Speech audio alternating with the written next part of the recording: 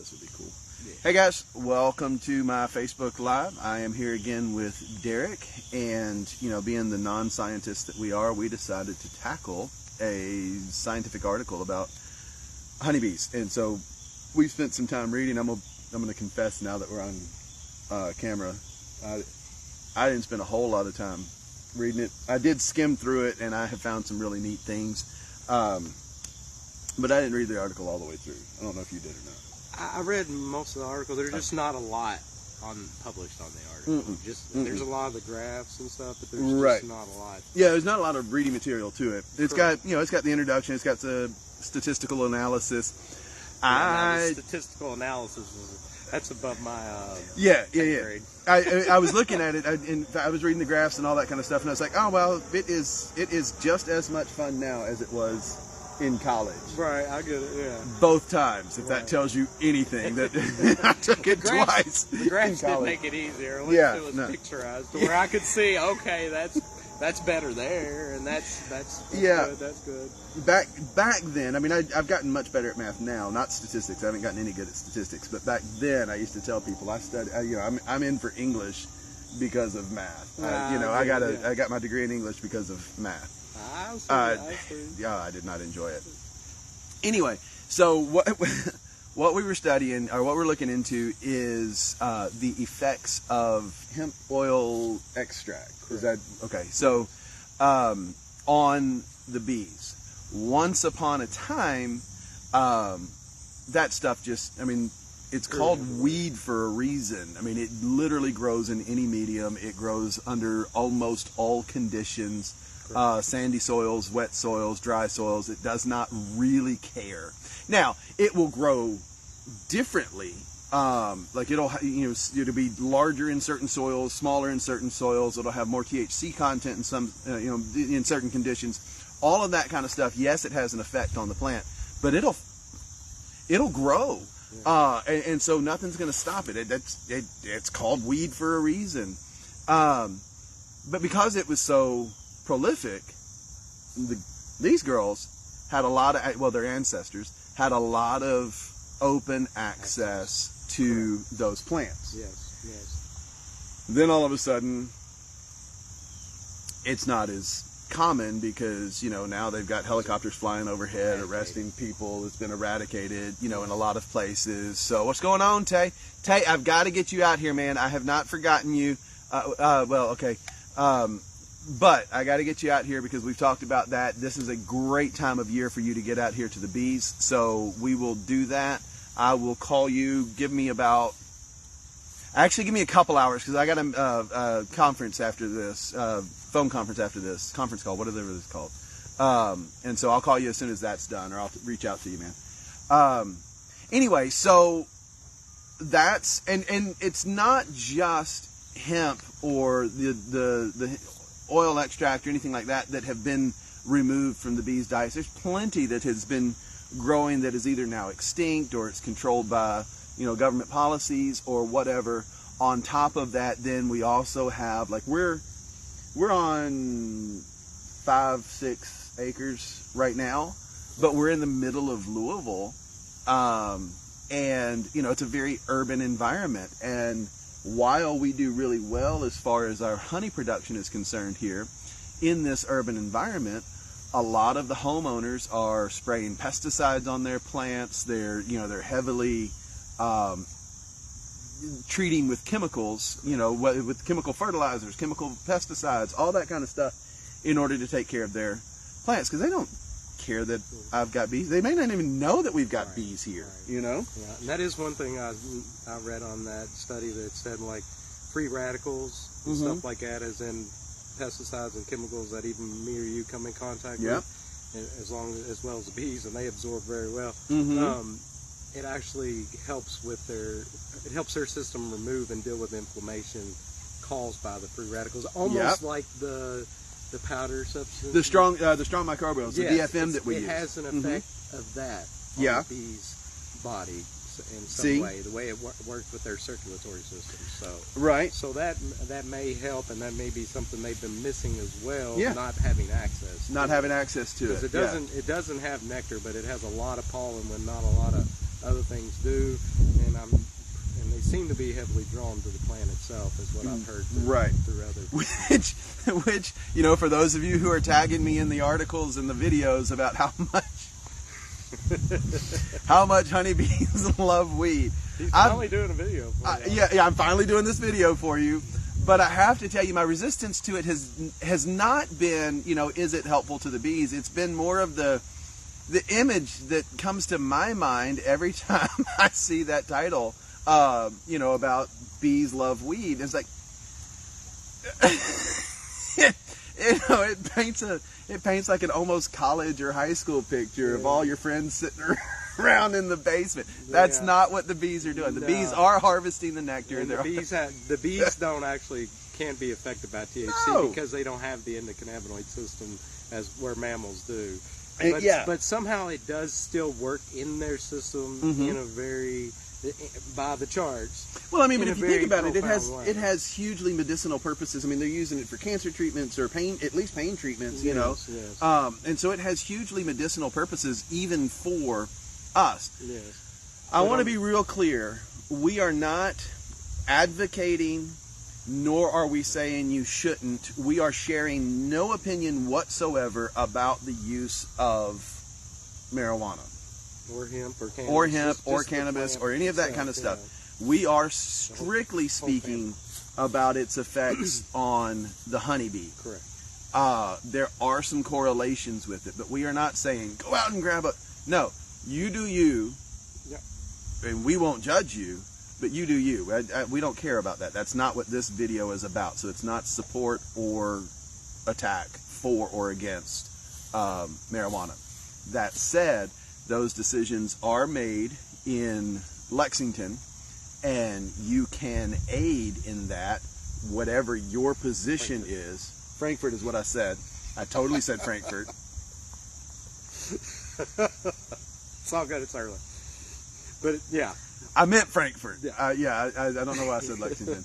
Anyway, but those decisions are made there, and you do aid in those decisions when you take it... We don't need to be calling out names, David. Delete that, dude. Delete that, please. But plenty of folks would say otherwise, and I don't necessarily agree or disagree with those folks. They know my position on that when we have those conversations. All I'm saying is that for the purposes of these videos, thank you, brother, for that removal. But for the purposes of this video, we're not.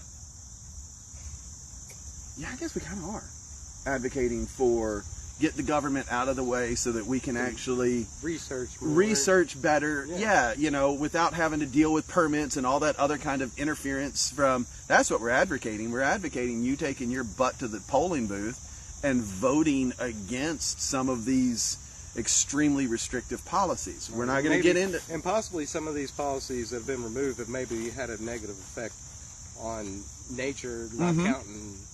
If it's not counting just humanity, it may actually have a ripple down effect on humanity because it also maybe affect nature because the animals don't have access to it like they used to. Scratched my eye and hit myself right in the eye with my watch, so we're going to take that off. And come to find out that actually extended the life. Extended the life of the honeybee. Yeah. In almost every study that I've seen, there's not a whole lot of study out there. Apparently, there's not a whole lot of U.S. study. We were talking about Sweden. I think there's a German... Poland. No, it wasn't Sweden. It was Poland. Yeah. So there are several studies where governments aren't as restrictive. Canada, there's some guys doing some work in Canada, it appears. But it's not really government-funded research. Exactly. So you're still getting kind of you're still getting somebody like me and you that have decided, you know what, we've read the articles from PubMed and seen what they came up with. Right. So why don't we try a hint of it on our own just to see if we have the same results? And that being said, in Kentucky now, we can purchase... I'm way out of my element on this, guys, so I'm asking, but we can purchase the CBD Yeah, they have oil. just come out and re-regulated it some, but yes, you still can. And add that to the food. And we don't have to worry about being swarmed with DEA or cops or anything like that. Yeah, I even give some the hemp seed protein oil to my bees, just a couple drops in their feed, And I got it at Meijer or on Amazon. Okay. So it's sold. And that right there, what he just said, that's exactly why we decided to sit down and have this conversation and pre-read the articles and all that kind of stuff, because of the effect that I personally believe that adding that oil to his syrup is having on his bees. I've got them framed between us, right behind us. That is that's his number one hive right there. Do you remember why you labeled that number one real quick? Because it was my number one hive in the beginning. It's got the number one queen, the most prolific queen, and so it was my strongest hive in the beginning. Okay. So they were number one in my book.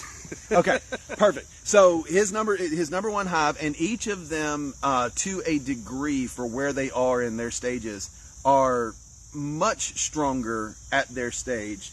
That, as far as population is concerned, for sure, much stronger than ours are. Number two is a June split. See, so he just split it in June. It was one box of bees, and then I took a super off and stuck on there. And there's bees.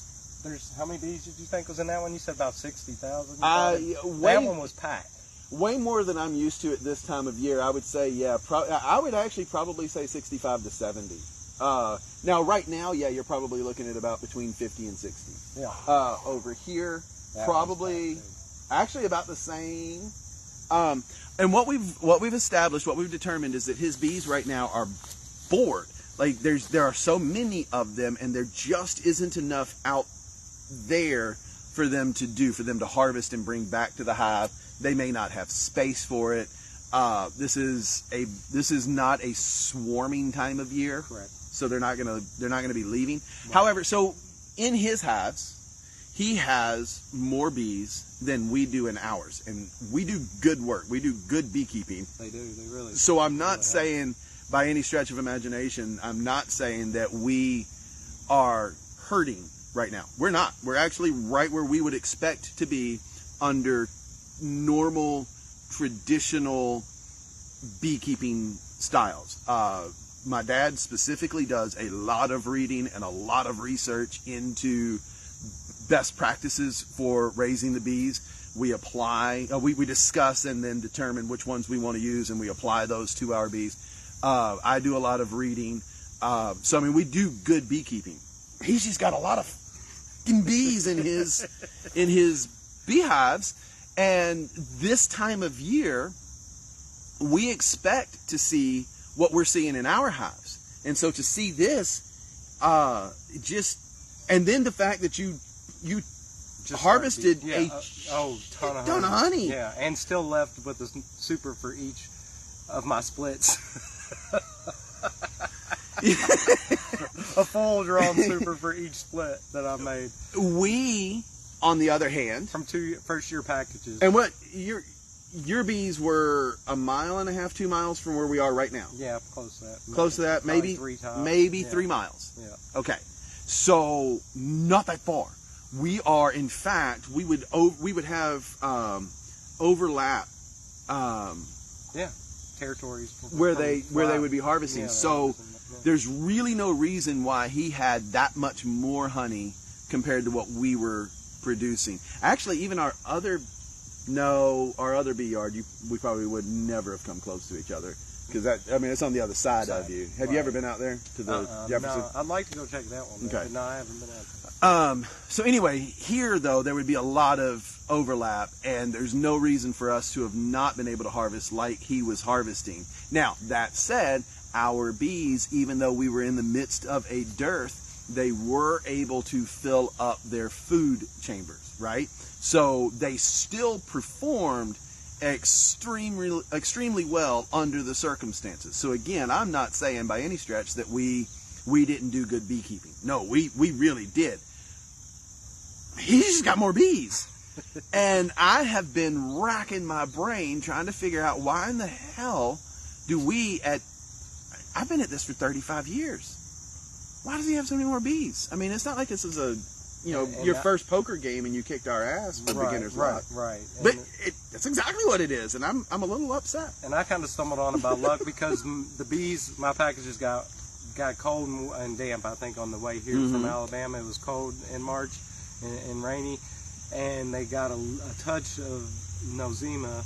So there was a lot on my bee suit. When I put the packages in, I noticed, and that's my first time even dealing with bees, but I felt like something was off because I had what would be bee diarrhea all over my bee suit. So then I kind of, being a little panicky on making sure I'm doing the right thing, I got to looking and seeing what caused it. So that's when I looked into Honeybee Healthy, and that's when I looked over at my Hempel bottle protein that I've been taking for my health, and was like, well, I wonder what that does. And then that's when I originally pulled up that PubMed from article on how good it did for their immune system and how overall health for the bees. So I was like, well, heck, I'm gonna put a few drops of this in here too and see. I mean, obviously they so you added it then to the syrup that you were producing. From the very, I didn't use like CBD oil. I used hemp protein, or the hemp seed protein oil, which is still got all the omega-3s and all the omega-6, 9, and all the really great amino acids. Is good for life. But so I started adding that to them from day one there, along with a little bit of I think it was thyme oil and maybe some lemongrass and maybe a touch of spearmint. I think you always want to use a little bit of lemongrass. You don't always want to use a ton of lemongrass, but you always want to use at least a little bit because it is a strong attractant. It's also got some beneficial qualities to it. Beneficial. I've seen where people use it for even some, maybe helps with the mites and stuff. So I did, and of course with the bees, everything, like I would put a few drops into what is it? Probably about, I would make up about 2 quarts worth. And each of the in that 2 quarts would only have probably about 5 or 6 drops of the oil each, and you have to emulsify it to break it down.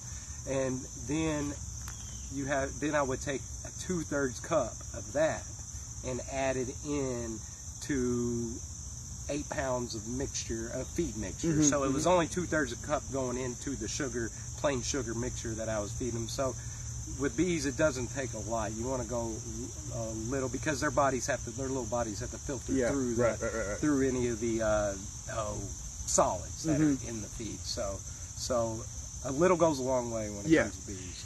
A little goes a long way when it comes to the ingredients that you're using in your food. By the way, while I'm listening to him talk, it occurred to me, if you are a beekeeper, regardless of your level of experience, a year, 2 years, 6 months, 10 years, 35, 45, whatever your years of experience are, if you are using CBD, seed oil, or whatever the case is, if you're using that product or a product of that variety in your food, I would personally love to hear your experiences with that.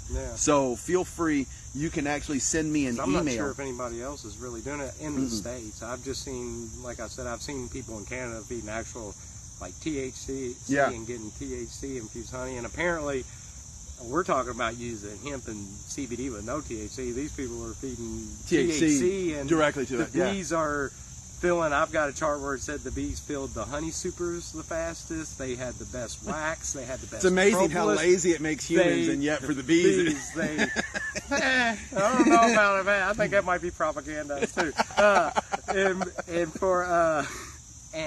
And they even swarmed at the end of the season. So, and they took the weakest hive because the guy was scared that it was going to kill him.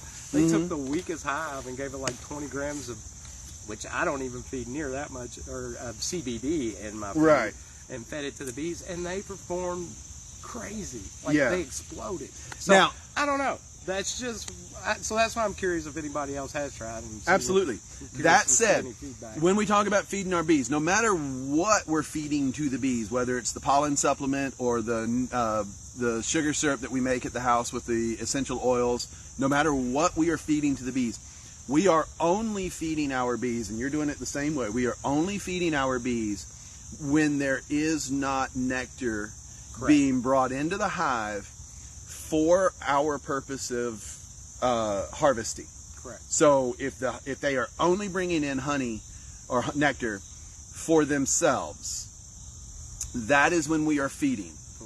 But this might open up a whole new door to medicated honey, that people might be feeding bees throughout the nectar flow before too long, because there will be a shit ton of research done first. Yes, but the bees are very good chemists, and I'm sure Yeah. you've been in bees for a long time, and Yeah. that's something I've already learned this year, that apparently bees know what they're doing when it They comes know to exactly making what what they're they need. Mm-hmm.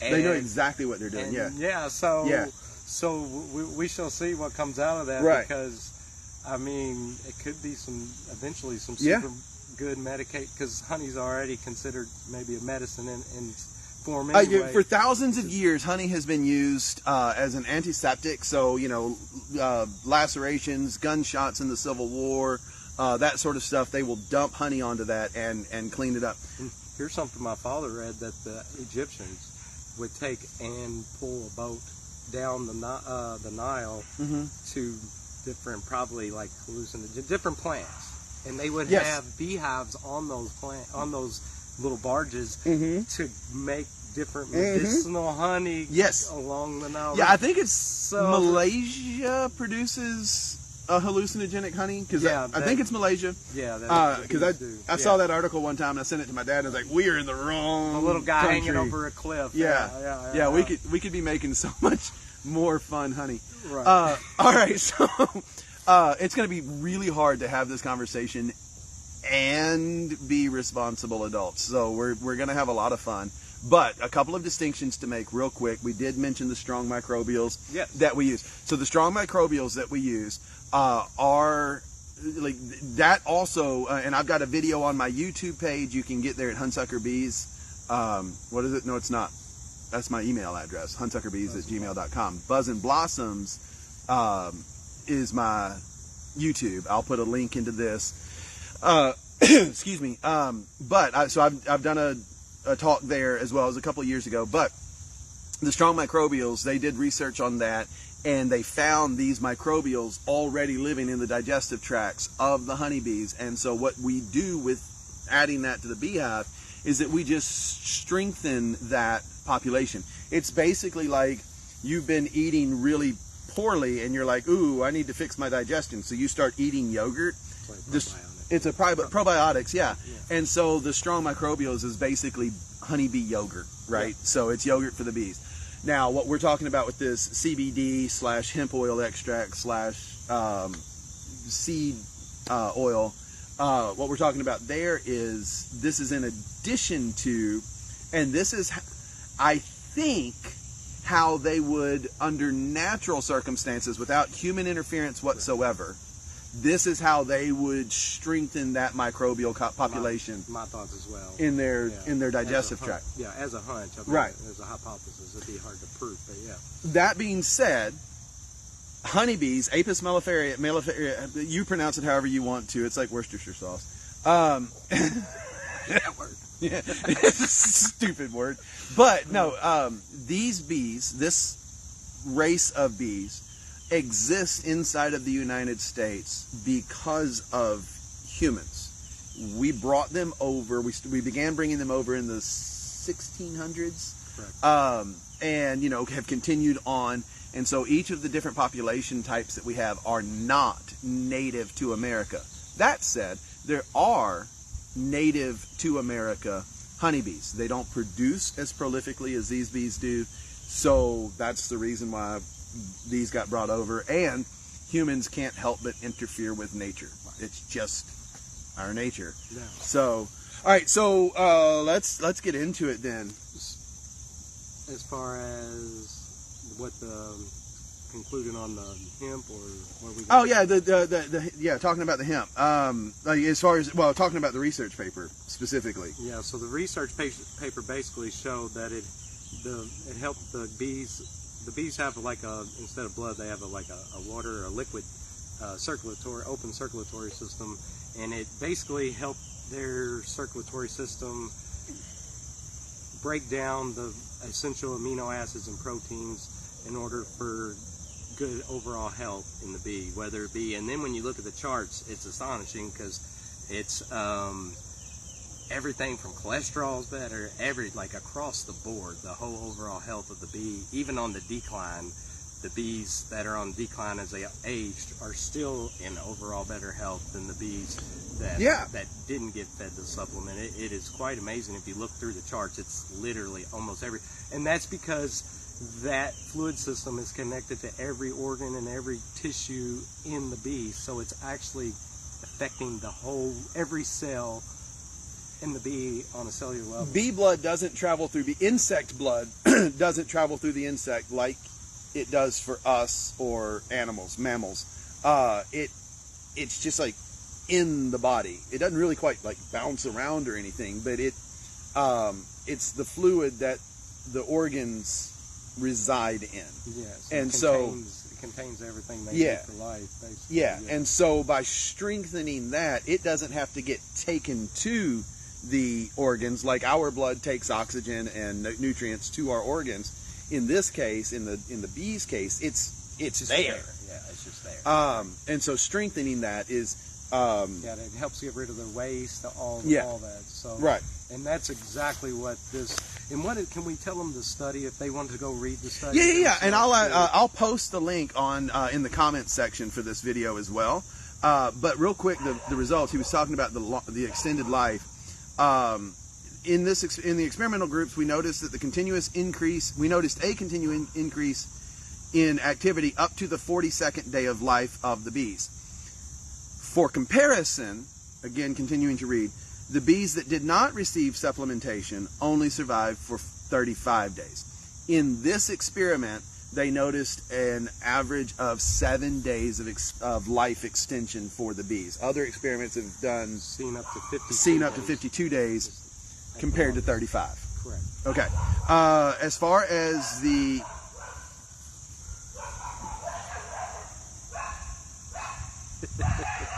they want to be on with it. As far as the article is concerned, it's from the National Library of Medicine. Its impressive impact of hemp extract on antioxidant system in honeybee, Apis mellifera organism. All right. I thought it was going to make you say the hard word. Oh, that was a setup.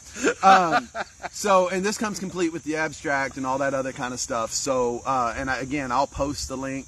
Not that I expect too many of you to be interested in that, but if you are, there it will be. Beekeepers, I would strongly recommend at least reading the abstract. Yeah. For anybody else who's concerned or curious, again, I would at least recommend reading the abstract. And you've had the questions, what can the average person that doesn't have honeybees do for the honeybees? Grow marijuana. No, it's a joke. That's a joke. But maybe could write a senator or just change the view of what it is and what it could be. You know what can you do? For all of you who believe that your vote doesn't matter, I would recommend a change in behavior, a change in mindset. The reality is, yes, it does. If you don't feel like it matters on the big levels, on the federal or even state level, fine. It does locally. Make your differences locally. If you are trying to affect change, sitting around bitching about it doesn't affect change. Getting out, making those votes, advocating, getting involved on the local level, that makes those changes. And, so what can you do? Freaking vote. Because the big idea is if the plant were more available, the bees would be healthier.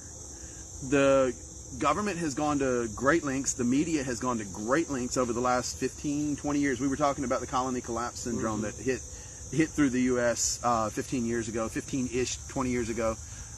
And the government took that and ran with it. Media took that and ran with it, talking about, the bees are going to die and we're going to lose 30% of our world food source, and then everybody's going to die, and then everything is dead, and oh God, global warming, blah, blah, blah.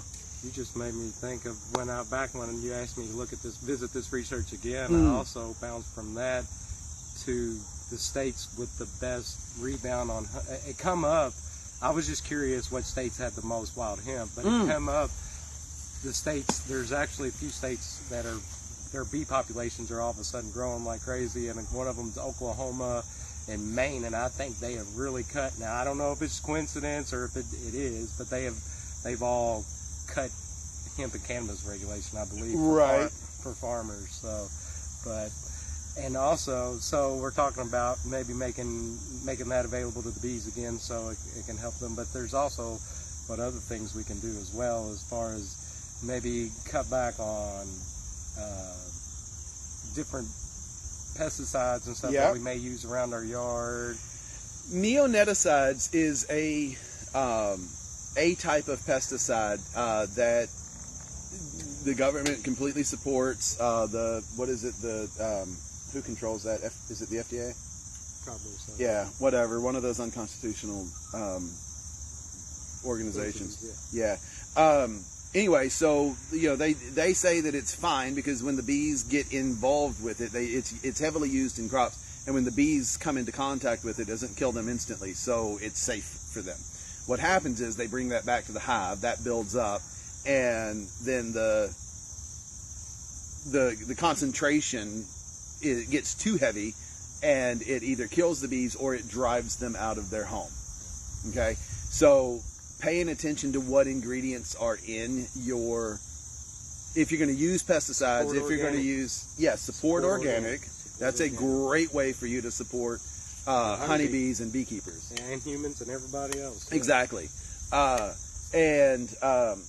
paying attention to that it's kind of a big deal. Because even your fertilizers, y'all, they're not natural. They're produced in warehouses, chemists, all that kind of, so unless you're composting. Yeah. Unless you're composting, which is, again, that's the way that it's done in nature. Yeah. So get away from... Honeybees like compost, by the way. I don't know what nutrients they get out of it, but they do. I've seen them visit You compost. got them on your compost file? Yeah, it's on compost, and different. Of course, I've heard of different gunky things. I've seen them get even like broken down water. They seem to even like a butterfly. I'm not sure what they're getting out. It's probably some sort of microorganism. Probably bacteria for the gut. Probably bacteria for the gut. Yeah. But I've noticed them be on honeybees on stuff that you were thinking, well, like something a fly would be on, but not a honeybee. But I have noticed that they tend to, because a couple times when I first got them, I thought, like when I said mixing too much material in the water to where the sugar water wasn't real clear. And like in the wintertime, if you do that and they can't fly and get rid of the waste, it's a real bad thing. You can make your bees sick. Right. So, but then afterwards, I washed them down in some of that stuff, and I'm like, man, here I've been scrubbing my jars out all nice and clean and doing everything so cleanly, and here they are down here eating mud. And well, you think about it. You think about it, like, people, like, they do the dog water filtration systems and all that kind of stuff, and you're like, my dog will only drink clean water and eat clean food and blah, blah. Yeah. And then you walk around the corner and he's licking his butthole clean. Oh, yeah. I mean, we probably ought to calm down a little bit. We got to have bacteria in our life. Yeah. It plays a big part. It keeps our immune system sharp, keeps our immune system in practice and all that good stuff. And then if you're doing something to help build your immune system, then you're doing real good. But, exactly. So all we're advocating for is aiding the bees in building their immune system. Now, I seen a thing on Beekeeper site the other day about, I'm not sure, I couldn't find the location, about bees in a trash can, and they're wanting to call an exterminator in on them. And I don't know if it's close to here or not. I couldn't find the location. Oh. But somebody made even something I thought was probably pretty genius, a closable flat trash cans for these gas stations to help keep the bees out of the trash cans. It's something as simple as that. As far as so instead of exterminating and killing the bees, what they're looking into, which I'm not sure the store or where, but apparently there's some issues with a lot of the empty cans and bees finding them. Right. People being afraid. Can you tell it's getting later in the day, by the way? So when I sat us in the flight path, but further out from being directly in front of the bees. But I've noticed the bees coming through us a little bit, has really increased. Yeah. You doing all right? Yeah. Okay. I'm good. I'm good. It wasn't why that made them real mad at me. Because I seen the other day that it was talking about the scent glands or how well a bee's sense of smell is. Oh my God. And in this article, it said that a bee can actually memorize a specific human scent. So there was a time when I split and took honey within a week, and I think my bees recognized who I was, and they didn't want me anywhere near their hives. And anytime I got close, they let me know, and sometimes no warning, sometimes it was just out. So there was a span of the middle of summer, I started wearing a bee suit all the time. And I'm going to take it a step further than that. I believe that that's true. We believe that our bees Thought it was the beard. learn to recognize us. You spend enough time at the bees, especially if you're just doing inspections. So when you're in that time of the year, bees tend to be a little bit more calm. Yeah, I was gloveless in the beginning until I started really messing with their home and taking their queen away a few times to do a split. They really don't like. They don't like that at all. Leaves the hive. That's right. Tends to make them a little upset. But more so than even that, I'm going to go so far as to say that they recognize us visually too, because there have been times that like my dad's got that big old red Dodge truck. We will pull up in that red Dodge truck. And getting out of the truck. Bees all over it already. Oh yeah, getting out of the truck. They're bashing me in the forehead or in the face or whatever. Yeah, either when you leave or feed them. Or they recognize.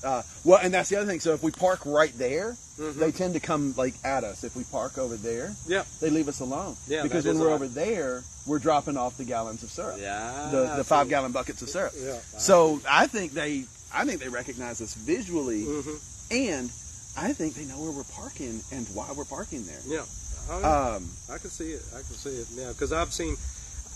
Could you imagine if we were tiny and we were just walking around from flower to flower, not paying attention where we were, and then look up and go, "Which way's home?" Yeah.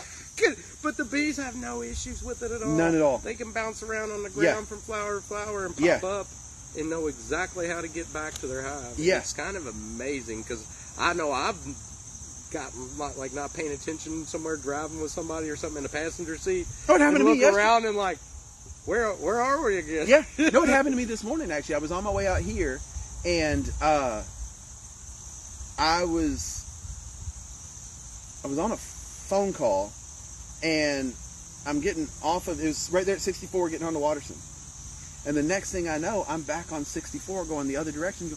What the heck? Yeah. So it happens.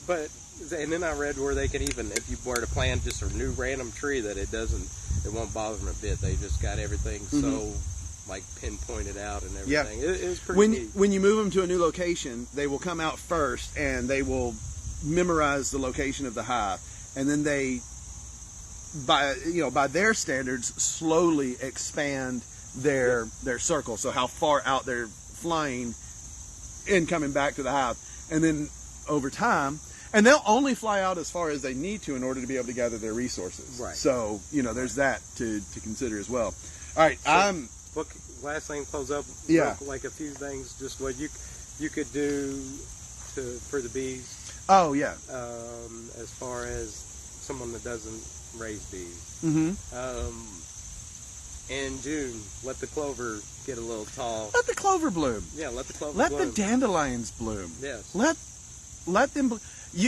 We have all plant a little space in your yard where you let it all bloom and grow up. Maybe even plant some native wildflowers and stuff for the bees. We have all been conned by the experts into believing that the most beneficial plants, not just to us, not just to the bees, but to everything, the most beneficial plants out there, we've been conned into believing that they are weeds. Might be medicine. Dandelions down there.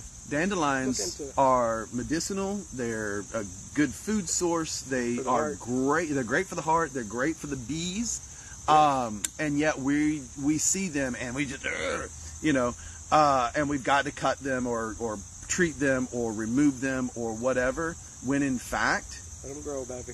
We're kind of killing ourselves. Yep. So shooting ourselves right in the foot. Let them grow. When it comes to dandelions. To him, to all the weeds, the different weeds. And when you might be surprised too, because most of them turn into pretty flowers that you never even realize if you'd have let them grow. Marijuana has some of the most gorgeous flowers I have ever seen. Oh yeah, I saw pictures on the internet. on the interwebs at one time. Yeah. But see, why don't you spin that camera around here a minute and see what not to do. Unfortunately, we love these people. They're nice enough, so we're not going to complain one bit to them. But look at the bees' food. There was wildflowers growing all over that field a week ago, and it's all gone. It didn't even have a chance to reseed. Yeah.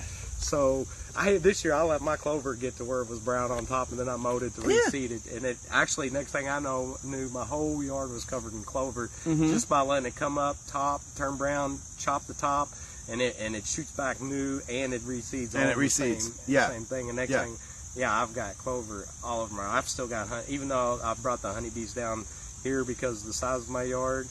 You still got wild colonies. I've still got bees feral like colonies crazy out there. around my house. Yeah, and I doubt it's these girls because it's right on the. It's almost too far. It's too far for them to fly, considering everything that's around here. Yeah, surely there's stuff around. But but see, we were leaving. God, it's been 2 months ago, 3 months ago now. But we were leaving one day, and one of the neighbors on this driveway kind of flagged us down. So we pulled the truck over, and he was like, hey, look, we've been here forever, and we're not bothered by it. We just want to confirm our suspicions. We think we have a colony of wild bees living in one of our trees. Could you come take a look?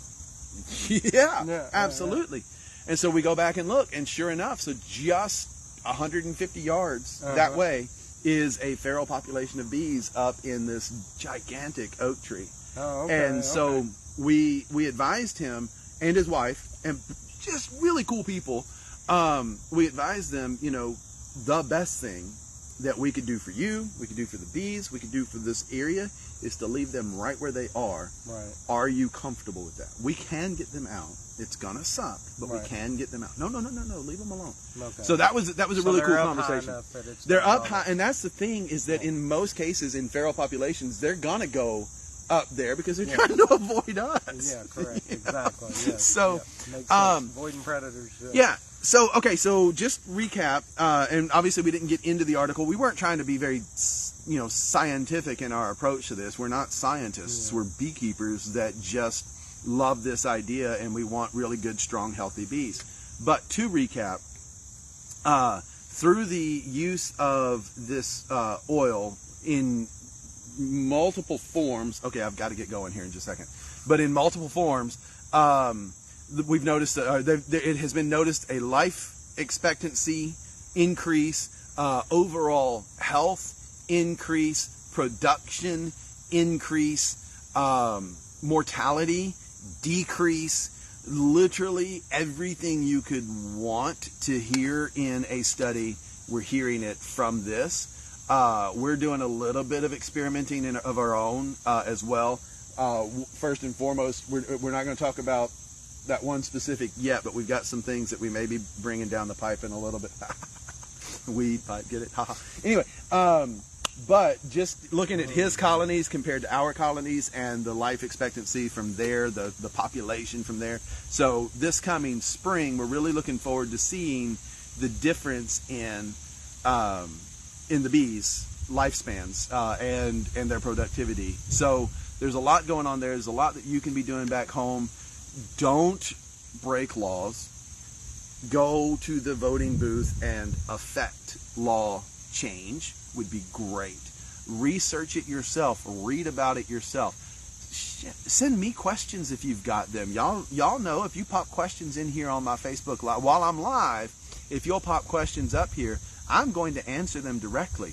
It'd be really great if you would go over to my Buzz and Blossoms Bee Farm YouTube page and follow me there. Once I get to a certain threshold of followers, I can do my lives from there, and then I can just address your questions directly, and they will stay there for everybody to see later on. So that would be great. Not to try to guilt you into following me on YouTube or anything, but you should follow me on YouTube. Pay attention to your pesticides. Pay attention to your fertilizers, and if they are chemical, stop doing that. If they are organic, you're on the right track now, okay? Apparently, you can just compost in your backyard, and I'm going to look into that too. That's actually really awesome. But you can compost in your backyard and be beneficial to the bees, even if you don't use the compost. Who cares? Right. It's better than throwing it into the freaking landfill, right? Give back to the earth. Anyway, guys, thank you so much for joining us. Derek, you got any final thoughts? I think you covered above, man. Okay. Well, I really just repeated you, but cool. Yep, Yep. Oh, good. He's running late. Yay. I love it. Whew, I'll just blame him. Anyway, so I've got this conference call that I got to do. I'm always trying to improve myself, not only as a beekeeper, but as a real estate agent. And that's what this call is supposed to be. So for your housing needs, call me. Anyway, love you guys. Thank you for joining us. We will see you again soon. You know what? Real quick, this is obviously not Wednesday, which is usually when I try to do my Facebook Lives. However, weather really has not permitted us to be out here. It has always looked like it was going to try to just come down on us in the rain, though it never actually happened. Still, when it did this morning at my house right before right when you text me and said you want to come, and I was like, really? It was like a 0% chance of rain today. Oh, that's hysterical. Well, see, so when I text you, I was over at Sooner Grows Coffee on Woodlawn, and it was fine. I mean, it was a little bit cloudy, but it was fine. No, it actually, because yesterday it barely even, it didn't mist on me or nothing. Nothing. But today, right after you texted me at 9:30, it started raining. I was over watering the garden, and so I'm like, is it raining on me? But anyway. So yeah, the weather's messing with us on Wednesday. Yeah, so it's been a weird weather pattern here these last few days. So here we are on Saturday doing this recording. We'll get this onto YouTube. We will try to be back again Wednesday. What do we want to talk about Wednesday? If you're going to be available. If not, it'll just be me. Okay. And I'll talk to myself. He does it a lot anyway. Yeah. Nothing new. Why don't we specifically try to get into? Why don't we get into some? You know what? Here's an idea. I did a video on plants that are bee attractant plants that you could use in either your floral garden for decoration or in your food garden in the backyard that are attracted to plants. So why don't we do the same thing on pesticides? Okay. What can you use that is organic to have the same effect as opposed to wasting all your money on chemicals? Okay. So we're going to do that Wednesday. We'll talk about some ways that you can take care of your yard and your garden. Some organic ways to treat pests. Organic ways to treat your pests. Okay. And take care of your animals if you're doing that sort of thing, because you're raising chickens and he's raising chickens and children, and you kind of do the same thing. You just throw them some corn every now and then, and they're fine. Yeah. That is a joke for all of you people who are way too wound tight. All right, so we got to go. We'll talk to you guys next week, and thank you for joining us.